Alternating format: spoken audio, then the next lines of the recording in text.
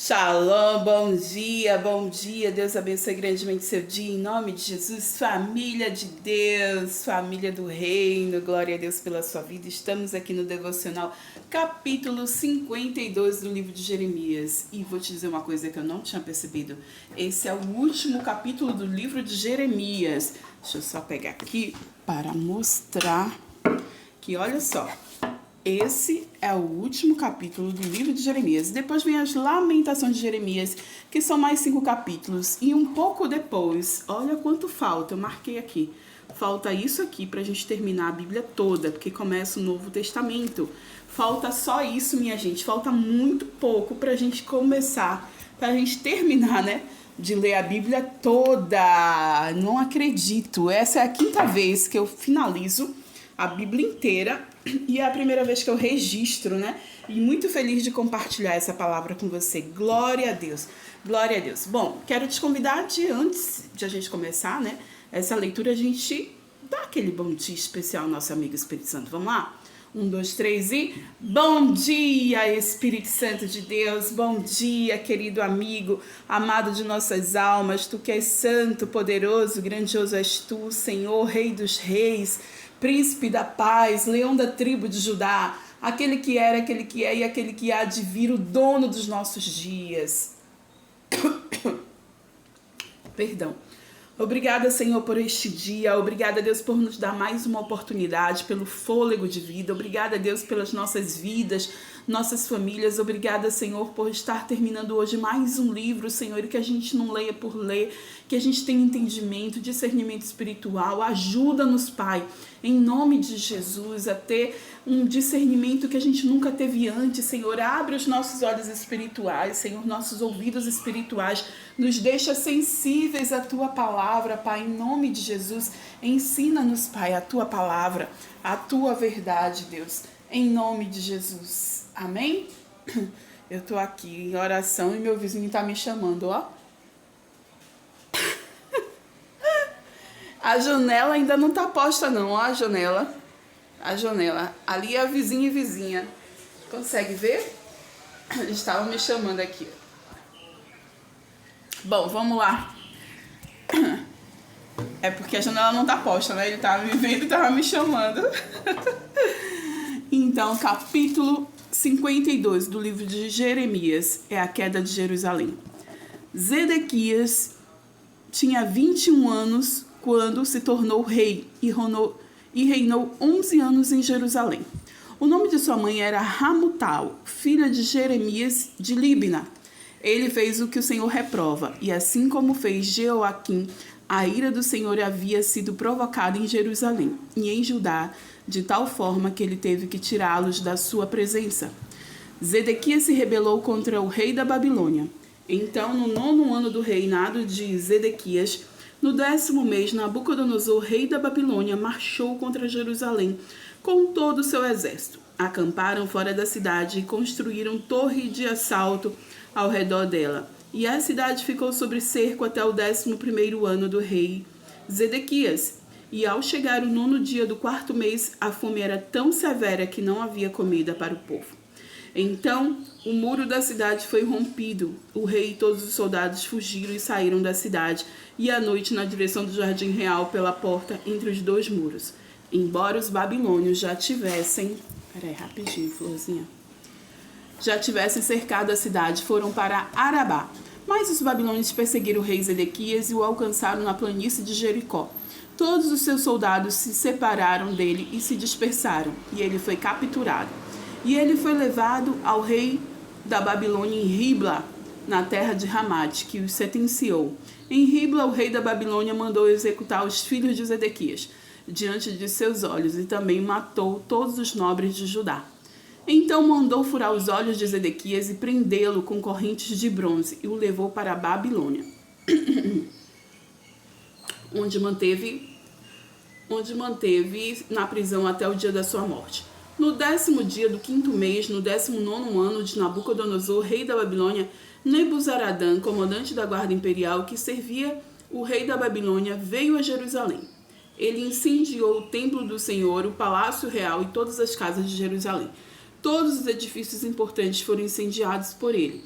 e o exército babilônio, sob o comandante da guarda imperial, derrubou todos os muros em torno de Jerusalém. Nebuzaradã deportou para a Babilônia alguns dos mais pobres e o povo que restou na cidade, juntamente com o restante dos artesãos e aqueles que tinham se rendido ao rei da Babilônia. Mas Nebuzaradã deixou para trás o restante dos mais pobres da terra, para trabalhar nas vinhas e campos. Os babilônios despedaçaram as colunas de bronze dos estrados móveis, o mar de bronze que ficavam no templo do Senhor, e levaram todo o bronze para a Babilônia. Também levaram embora as panelas, as pás, as tesouras de pavio, bacias de aspersão, tigelas e todos os utensílios de bronze usados no serviço do templo. O comandante da guarda imperial levou embora as pias, os incensários, as bacias de aspersão, as panelas, os candeeiros, as tigelas e as bacias usadas para as ofertas derramadas, tudo que era feito de ouro puro ou de prata. O bronze tirado das suas colunas, o mar, os 12 touros de bronze debaixo dele, os 12 touros de bronze debaixo dele, e o estrado móveis que o rei Salomão fizera para o templo do Senhor.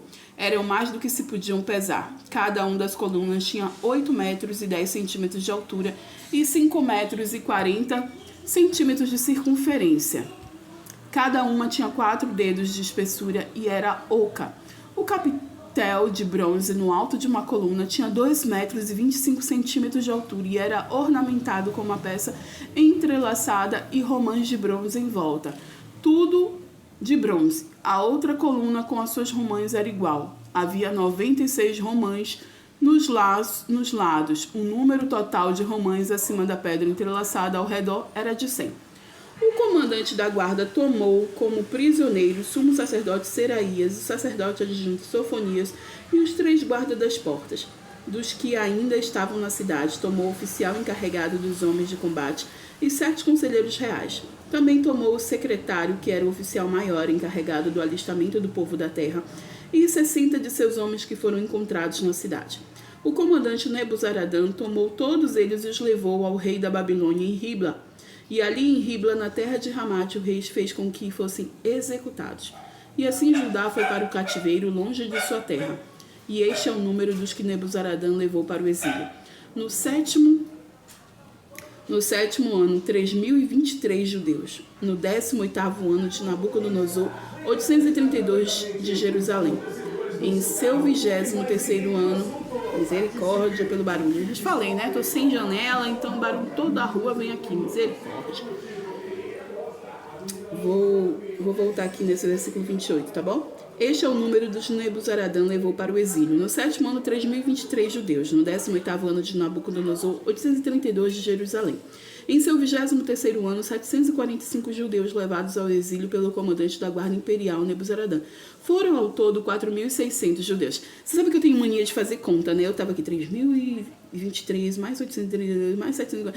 E eu faço isso o tempo todo na Bíblia. E eu fui fazendo isso quando começou Mateus. Você lembra que lá em Mateus fala da genealogia de Jesus. E geralmente uma geração dura 40 anos. E eu fui começando a calcular desde Adão até Jesus quantas gerações tinha. E eu fui 40 mais 40 mais...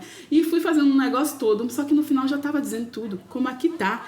Minha gente, eu só preciso terminar de ler. Deixa de agonia, Érica, deixa de ansiedade, acompanhe a leitura. E aqui no final tá dizendo, ó, foram ao todo 4.600 judeus, né, que foram exilados, que foram levados para a Babilônia, que foram escravizados. Você lembra disso, né? Então, assim, vamos terminar aqui, né? Joaquim é libertado. Vamos terminar e a gente fala um pouco desse capítulo. No 37º ano do exílio do rei Joaquim de Judá, no ano em que Evil-Merodach tornou-se rei da Babilônia, ele libertou Joaquim, rei de Judá, da prisão no 25º dia do 12º mês. E ele falou bondosamente com ele e deu-lhe um assento de honra mais elevado do que os dos outros reis que estavam com ele na Babilônia. E desse modo Joaquim tirou as roupas da prisão e pelo resto da vida comeu à mesa do rei. o rei da Babilônia deu a Joaquim uma pensão diária até o dia de sua morte. Então a gente leu nesse capítulo, né, a queda de Jerusalém. É o último capítulo do livro de Jeremias e a gente vai ver depois as lamentações, que são justamente as lamentações de Jeremias, né? Porque ele passou muitos anos falando justamente sobre isso que ia acontecer e parecia que ninguém acreditava nele. E agora eles estão começando a viver isso. E a gente viu que o rei Ezequias, ele foi levado em cativeiro, viu seus filhos morrerem e depois morreu lá também.